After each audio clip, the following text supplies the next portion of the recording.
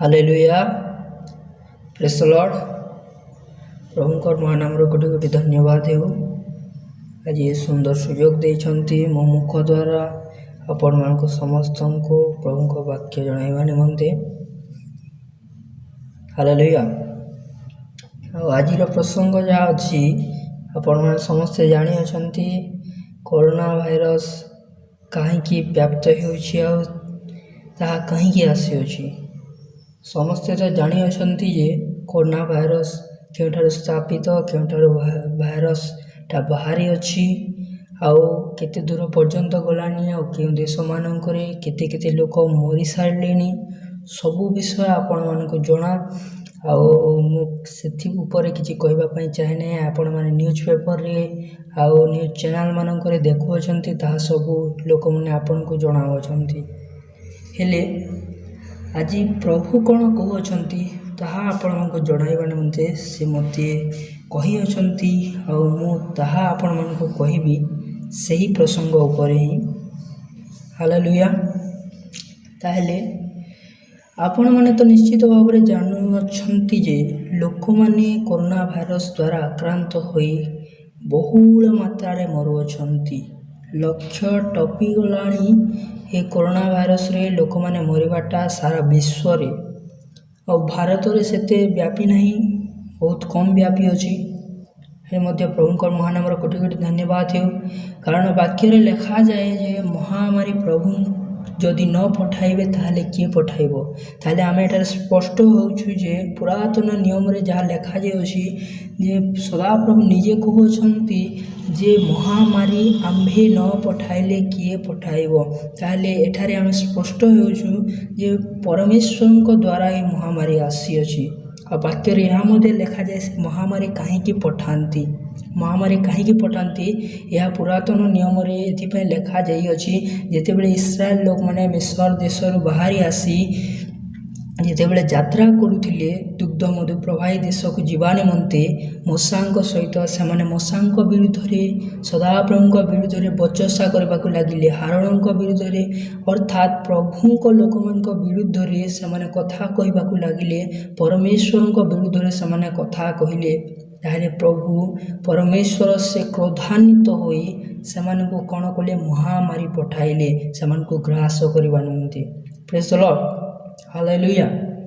ताहले से एठारे आउ गोटे जिनिस अछि जे जो मैंने सदाप्रभु ठारे निर्भर करती जो मैंने सदाप्रभुकर संतान माने जो मैंने सबु बेले तांकर वाक्य को पालन करी तांको सहित लागी रहंती से माने निश्चय रूपे चिंतित न होंतु आउ से माने कौनसी प्रकार भयग्रस्त न होंतु। कारण जितेबले इस्राएल लोक मानक मध्य को सही भाइरस आज जो व्यापी अच्छी कोरोना भाइरस सही परी एक महामारी जहाँकि व्यापी थिला सेमानक मध्य हेले मध्य हारण मूसा और प्रभुंकर लोक माने जो माने थिले सेमानकू ताहा छुईला नहीं। हालेलुया। Praise the Lord. और आमे जानिछु जेतेबेले मिस्र रे दशम दंड प्रभु देले सेतेबेले मिस्र लोक मानकर तांकर प्रथम जात शिशु माने आ पशु माने जेतेबेले मरु अछंती तांको पड़ोसी रे थिबा इस्राएल मानकर गृहर प्रथम जात संतान माने सुरक्षित थिले। Praise the Lord. कारण ताहा प्रभुंकर दत्त थिला और प्रभु सेमानकु सुरक्षा देइथिले कारण सेमाने प्रभुंकर लोक थिले।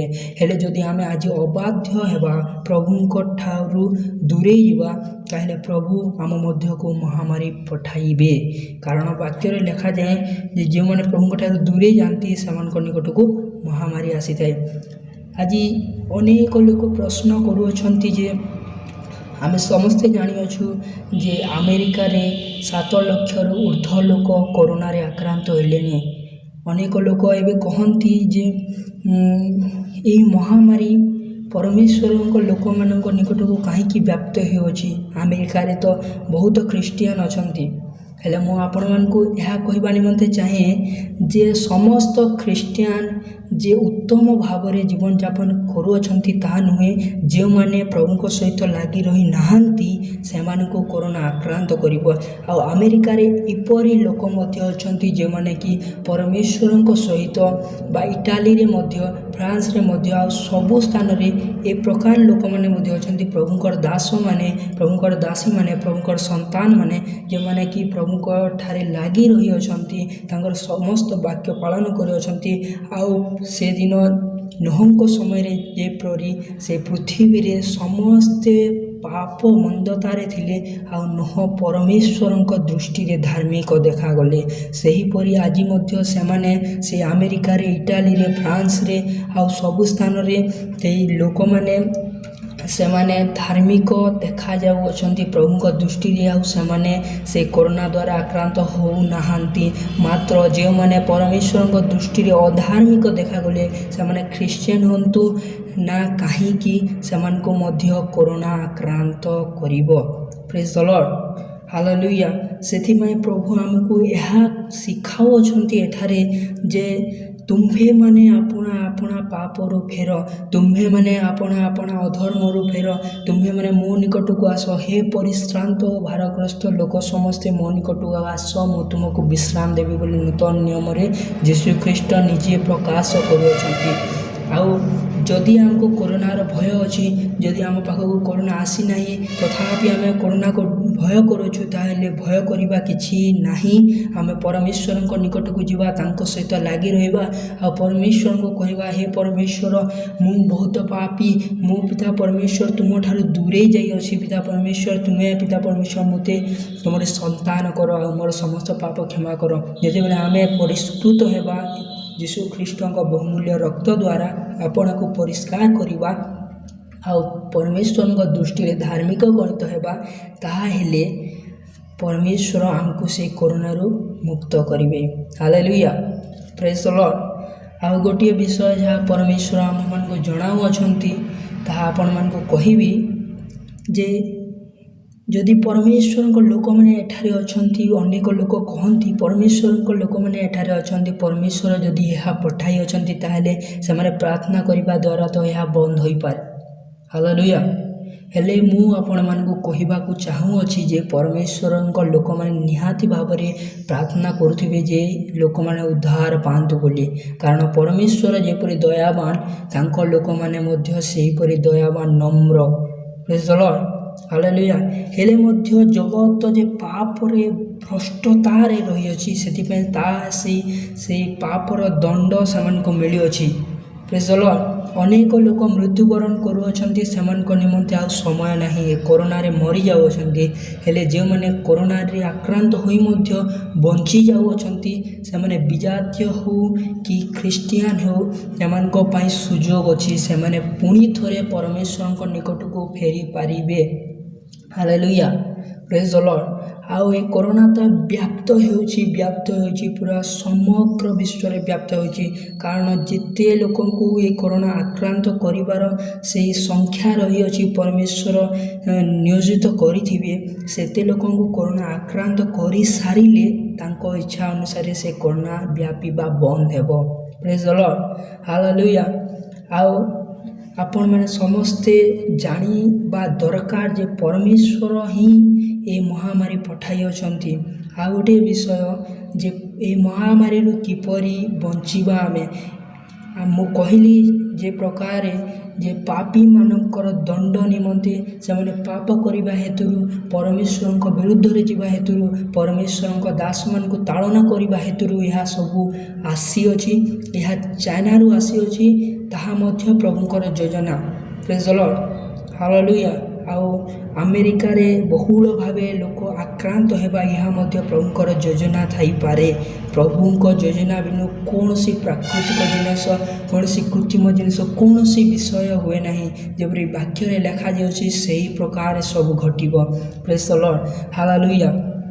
ଆଉ ଗୋଟେ ବିଷୟ ଆମେ ଦେଖିବା, ପ୍ରଭୁ ଯାହା ଜଣାଉଅଛନ୍ତି ଯେ କାଲି ପରମେଶ୍ୱର ମୋତେ ଜଣାଉଥିଲେ ଯେ ଯେତେ ମଧ୍ୟ ପ୍ରାକୃତିକ ବିଷୟ ଅଛି, ଯେପରି ବାକ୍ୟରେ ଲେଖାଯାଇଅଛି ଯେ ନୋହଙ୍କ ସମୟରେ ଜଳ ପ୍ଲାବନ ହେଲା, ହେଲେ ସେ ପୃଥିବୀରେ କୌଣସି ଧାର୍ମିକ ନଥିଲେ, ମାତ୍ର ନୋହ ଈଶ୍ୱରଙ୍କ ଦୃଷ୍ଟିରେ ଧାର୍ମିକ ଥିଲେ। ସେଥିପାଇଁ ନୋହଙ୍କ ଜୀବନ ବଞ୍ଚିଗଲା। ସେ ଯେତେ ବଡ଼ ଜଳପ୍ଲାବନ ହେଉ, 40 ଦିନ 80 ଦିନ ଯେତେ ବର୍ଷା ହେଉ, ଆପଣଙ୍କୁ ଡରିବାର କିଛି ନାହିଁ। ଆପଣଙ୍କ ପାଖରେ ଯେତେ ମହାମାରୀ ହେଲେ ମଧ୍ୟ, କାରଣ ବାକ୍ୟରେ ଲେଖା ହେଉଛି ତୁମର ବାମ ଡାହାଣରେ ଅହିତ ଲୋକ ପଡ଼ିବେ, ମାତ୍ର ତୁମର କୌଣସି କ୍ଷତି ହେବ ନାହିଁ। ପ୍ରେଜ୍ ଦ ଲର୍ଡ, ହାଲେଲୁୟା। ସେହିପରି ବାକ୍ୟରେ ଯେପ୍ରକାର ଭାବରେ ଲେଖାଯାଇଅଛି, ପ୍ରଭୁ କହୁଅଛନ୍ତି ଯେ ନୋହଙ୍କୁ କିପରି ସେ ବଞ୍ଚାଇଲେ। ଗୋଟିଏ ପ୍ରାକୃତିକ ମାଧ୍ୟମରେ ପରମେଶ୍ୱର ଗୋଟିଏ ବନ୍ୟା ଆଣିଲେ, ବର୍ଷା ଦ୍ୱାରା ଜଳପ୍ଲାବନ ହେଲା, ଆଉ ସମସ୍ତ ଲୋକ ଯେଉଁମାନେ ପ୍ରଭୁଙ୍କ ଠାରୁ ଦୂରେଇ ଯାଇଥିଲେ ସମସ୍ତେ ବିନଷ୍ଟ ହେଲେ। ପ୍ରେଜ୍ ଦ ଲର୍ଡ, ହାଲେଲୁୟା। ଆଉ ନୋହ ଉଦ୍ଧାର ପାଇଲେ, କାରଣ ସେ ପ୍ରଭୁଙ୍କର ଜଣେ ଦାସ ଥିଲେ, ଆଉ ପ୍ରଭୁଙ୍କ ଦୃଷ୍ଟିରେ ସେ ଧାର୍ମିକ ଥିଲେ। ଆଉ ମଧ୍ୟ ଆମେ ଜାଣୁଅଛୁ ଯେ ଦାନିଏଲ ପୁସ୍ତକରେ ଲେଖାଯାଇଅଛି ଯେ ଦାନିଏଲକୁ ଯେତେବେଳେ ସିଂହ ଗର୍ତ୍ତରେ ପକାଇ ଦିଆଗଲା, ସେହି ସମୟରେ ଯେତେବେଳେ ସେ ରାଜା ସକାଳୁ ଉଠି ଆସୁଅଛନ୍ତି, ଆଉ ତୁମର ପରମେଶ୍ୱର ଯାହାଙ୍କର ତୁମେ ସବୁଦିନ ସେବା କର, ସେ କ'ଣ ତୁମକୁ ବଞ୍ଚାଇ ଅଛନ୍ତି ବୋଲି କହୁଅଛନ୍ତି, ସେତେବେଳେ ଦାନିଏଲ ଉତ୍ତର ଦେଉଅଛନ୍ତି, ସିଏ ମୋତେ ରକ୍ଷା କରିଅଛନ୍ତି ବୋଲି। ପ୍ରେଜ୍ ଦ ଲର୍ଡ, ହାଲେଲୁୟା। କାରଣ ସେଇ ସିଂହମାନଙ୍କର ସୃଷ୍ଟିକର୍ତ୍ତା ସଦାପ୍ରଭୁଙ୍କର ପ୍ରଶଂସା, ତାଙ୍କଠାରେ ନିବେଦନ ପ୍ରାର୍ଥନା, ତାଙ୍କଠାରେ ପ୍ରଶଂସା କରୁଥିଲେ ଦାନିଏଲ ସବୁଦିନ। ସେଥିପାଇଁ ସେହି ସିଂହମାନେ ତାଙ୍କର ସୃଷ୍ଟିକର୍ତ୍ତାଙ୍କର ଦାସଙ୍କୁ କୌଣସି କ୍ଷତି କଲେ ନାହିଁ। ପ୍ରେଜ୍ ଦ ଲର୍ଡ। ମାତ୍ର ଆମେ ପରବର୍ତ୍ତୀ ସମୟରେ ଦେଖୁଅଛୁ ଯେ ଯେତେବେଳେ ସେଇ ଦାନିଏଲ ବିରୁଦ୍ଧରେ ଉଠିଥିବା ଲୋକମାନଙ୍କୁ ସେ ସିଂହ ଗର୍ତ୍ତରେ ପକାଇ ଦିଆଗଲା, ସେମାନେ ତଳକୁ ନ ପଡ଼ୁନୁ ସେମାନଙ୍କୁ ସିଂହମାନେ ଗ୍ରାସ କଲେ। ହାଲେଲୁୟା। କାରଣ ସେମାନେ ପ୍ରଭୁଙ୍କ ଲୋକ ବିରୁଦ୍ଧରେ ଅର୍ଥାତ୍ ସଦାପ୍ରଭୁଙ୍କ ବିରୁଦ୍ଧରେ କର୍ମ କରିଥିଲେ। ଆଉ ମଧ୍ୟ ବାଇବେଲରେ ବାକ୍ୟରେ ଅନେକ ବିଷୟ ଲେଖାଯାଇଅଛି ଯେ କୌଣସି ପ୍ରାକୃତିକ ବିଷୟ, କୌଣସି ଜୀବଜନ୍ତୁ, କୌଣସି ପକ୍ଷୀ, କୌଣସି ଗଛଲତା ବା କୌଣସି ଜଳପ୍ଲାବନ, କୌଣସି ଦୁର୍ଭିକ୍ଷ, କୌଣସି ମହାମାରୀ ପରମେଶ୍ୱରଙ୍କ ଲୋକକୁ ଛୁଇଁବ ନାହିଁ। ମାତ୍ର ହଁ, ଆପଣମାନେ ଭାବୁଥିବେ ଯେ ଆକ୍ସିଡେଣ୍ଟ କାହିଁକି ହେଉଛି, ଆଉ ଲୋକମାନଙ୍କୁ ପରମେଶ୍ୱରଙ୍କ ଲୋକମାନଙ୍କୁ କାହିଁକି ହତ୍ୟା ହେଉଛି, ତାହା ମଧ୍ୟ ପ୍ରଭୁଙ୍କର ଯୋଜନା। ସେମାନେ ତାଡ଼ନା ପାଇବାର ଅଛି। ପ୍ରେଜ୍ ଦ ଲର୍ଡ। ଆଉ ଏହା ଏକ କୃତ୍ରିମ ବିଷୟ।